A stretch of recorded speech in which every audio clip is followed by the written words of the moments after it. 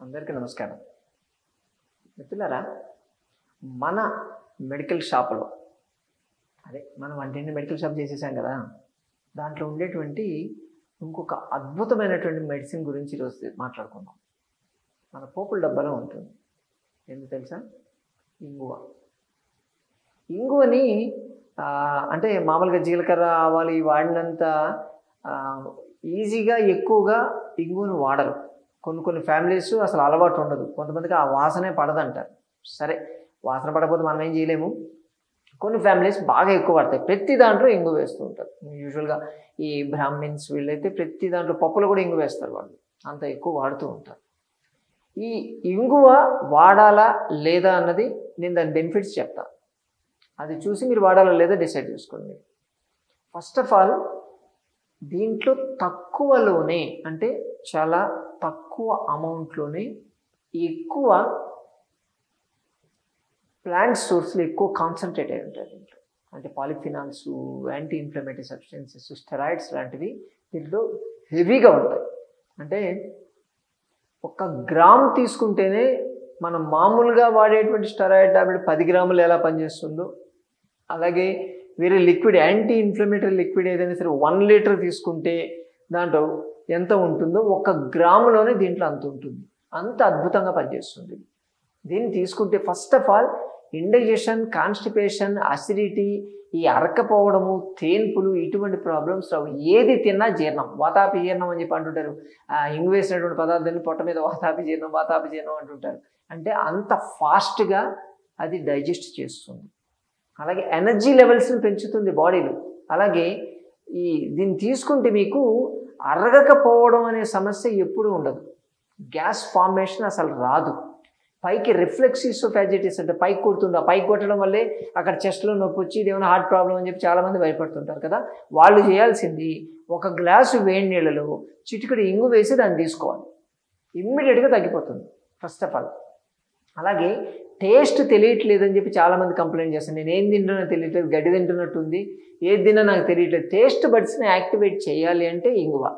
అలాగే మీ దంతాలకు ఉన్నటువంటి చిగుళ్ళు ప్లస్ దంతాల మీద ఎనామిల్ పోకుండా చూడాలంటే ఇంగువ. దాంట్లో ఉండేటువంటి ఆ చిగుళ్ళు డ్యామేజ్ కాకుండా ఉండాలంటే ఇంగువ.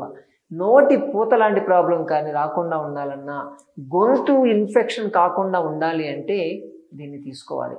ఆస్తమా, బ్రోంకైటిస్, సైనసైటిస్, ఇటువంటి ప్రాబ్లమ్స్, కఫం ఎక్కువ తయారు కావడము, దగ్గు ఎక్కువ రావడము, ఇటువంటి ప్రాబ్లమ్స్ మాయమైపోతాయి. నైట్ టైము చిటికెడు పాలలో వేసి తీసుకుంటే నిద్రకి చాలా బాగా పనిచేస్తుంది. అలాగే మన బాడీలో యాంటీ ఇన్ఫ్లమేటరీ లాగా పనిచేస్తుంది.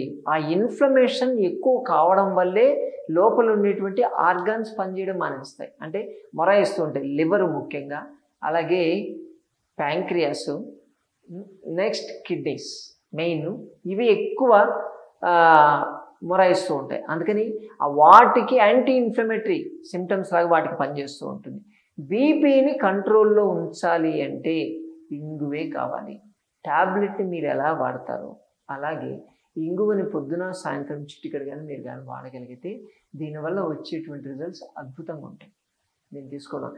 జాయింట్స్ అంటే ఇప్పుడు ఇంకోటి చెప్పనా, ఈ రుమటాయిడ్ ఆర్థరైటిస్, కీళ్ళ వాతం అంటారు చూసారా, క్రానిక్ రుమటాయిడ్ ఆర్థరైటిస్ కేసులు ఏదైతే ఉంటాయో ఆ కేసులకి ఈ ఇంగువని తీసుకొని వేడి నీళ్ళలో వేసి ట్యాబ్లెట్ లెక్క తీసుకోండి, లేదా వేడి నీళ్ళు కలిపేసి దాన్ని జ్యూస్ లెక్క తాగొచ్చు.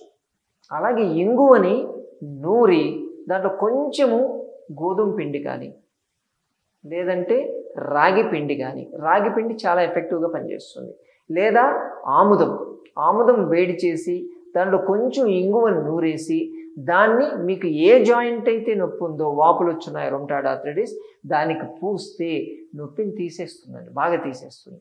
దాన్ని వేడి నీళ్ళతో కలిపి లోపలికి తీసుకుంటే మీకు ఇంటర్నల్గా కూడా పనిచేస్తుంది. ఆటో ఇమ్యూన్ డిజార్డర్స్ రాకుండా చూసేటువంటి కెపాసిటీ దీనికి ఉంటుంది.